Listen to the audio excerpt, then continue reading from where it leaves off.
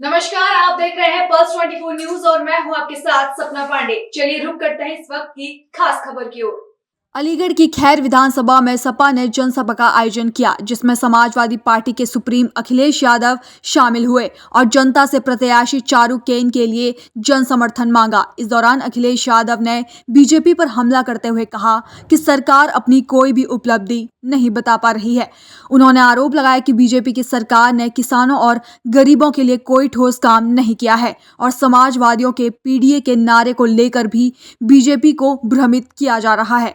तो वहीं समाजवादी नेताओं ने कहा कि अब बीजेपी के लिए डीएपी भी पीडीए जैसे नजर आने लगा है। उन्होंने कहा कि जब केंद्र पर गए तो वहां लंबी लंबी लाइनें लगी हुई थी, लेकिन डीएपी की बोरियां गायब हो गई थी। देखे गए थे, उसी के विचारवंशी लोग हैं ये, उन्हीं के रास्ते पे चल करके ये चुनाव जीतना चाहते हैं। ये स्वीकार समाज कभी नहीं करेगा। इसीलिए महाराष्ट्र के एक एक कर करके नेताओं ने इसका विरोध किया है। न केवल उन्होंने विरोध किया है, बल्कि डिप्टी सीएम जो हैं, जो इस उम्मीद में बैठे हैं कि उन्हें भी थोड़ा बहुत कुछ कुर्सी का हिस्सा मिल जाएगा, वो भी इस नारे का विरोध कर रहे हैं। क्या ये सरकार उन्हें मनाएगी या सरकार में बैठे लोग भी उनके नेगेटिव नारे के खिलाफ हैं? अच्छा, नाम बदलने का सिलसिला अब भी जारी है। सराय खाले का जो बस स्टैंड है उसका नाम स्वतंत्रता सेनानी के नाम पर रख दिया है। मुझे याद है कि लखनऊ में इंटरनेशनल स्टेडियम जो बना था वो भगवान विष्णु के नाम पर था, एकाना स्टेडियम। उसका नाम अटल बिहारी वाजपेयी जी के नाम पर कर दिया। हमें कोई शिकायत नहीं है। कैंसर इंस्टीट्यूट जो नेताजी ने और समाजवादी सरकार में बना था, उसमें पूर्व मुख्यमंत्री कल्याण सिंह जी के नाम पर कर दिया, कोई शिकायत नहीं है। लोक भवन जो समाजवादियों का बनाया हुआ था, वहां भी पूर्व प्रधानमंत्री अटल बिहारी वाजपेयी जी के प्रतिमा लगा दी। इसी तरह जो कैंसर इंस्टीट्यूट बना था, उसमें से जमीन काट करके उन्होंने अटल बिहारी वाजपेयी जी के नाम पर मेडिकल यूनिवर्सिटी बनाई, लेकिन अभी भी शुरू नहीं की। सवाल ये नहीं है, सवाल ये है कि दूसरे का काम अपना काम बताते हैं। इससे बड़ा धोखा और कौन दे सकता है? इसीलिए वस्त्र पहनने से कोई योगी नहीं बन सकता है, विचार से योगी होता है। जो काम सौहार्द का करते हैं, जो समाज के कल्याण के लिए काम करते हैं और जो दूसरे का दुख दर्द समझते हैं, वो योगी होता है। अखिलेश जी, ये चुनाव आयोग लगातार मॉनिटरिंग कर रहा है, लेकिन विपक्ष पर ही कर रहा है। और जिस तरीके की अब्यूजिव या हार्श लैंग्वेज इलेक्शन में कम्युनिटी के लिए यूज हो रही है, कभी नहीं हुई। देखिए, डिवाइड एंड रूल ये जो नारा है, देश की और दुनिया के पॉलिटिकल कैरियर में, राजनीतिक इतिहास में किसी ने ऐसा नारा नहीं दिया होगा। सबसे पहले तो इलेक्शन कमीशन को इनको बैन करना चाहिए कि जिन्होंने डिवाइड एंड रूल का जो अंग्रेजों का नारा था, उसको नारा बीजेपी ने अपना नारा बनाया।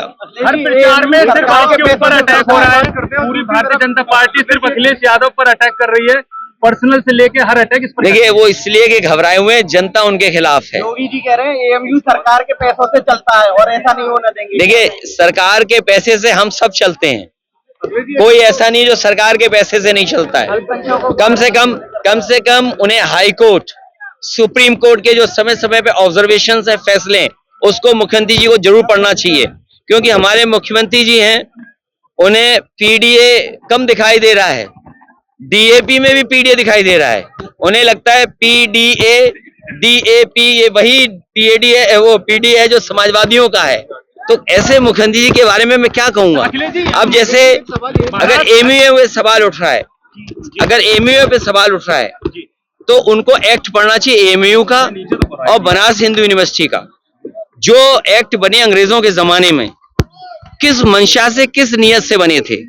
कम से कम वो एक्ट उन्हें पढ़ना चाहिए और सुप्रीम कोर्ट ने जो समय समय पे निर्देश दिए हैं, वो भी पढ़ने चाहिए। अच्छा, अखिलेश यादव जी, एक सवाल मेरा ये है कि आपकी पॉपुलैरिटी से, वो चाहे यूपी में हो या महाराष्ट्र में, जो कम्युनिटीज आपके साथ जुड़ रही है, उसको लेकर बीजेपी के अलावा भी कुछ पार्टियां और उनके प्रमुख हैं जो आपको टारगेट कर रहे हैं। महाराष्ट्र में आपकी पोजीशन स्ट्रांग है, मुस्लिम क्षेत्रों में, उसको लेकर असदुद्दीन ओवैसी जिस तरीके की भाषा यूज कर रहे हैं। देखिए, ये चुनाव भारतीय जनता पार्टी के खिलाफ है, क्योंकि उन्होंने पिछले कुछ वर्षों से कोई काम नहीं किया।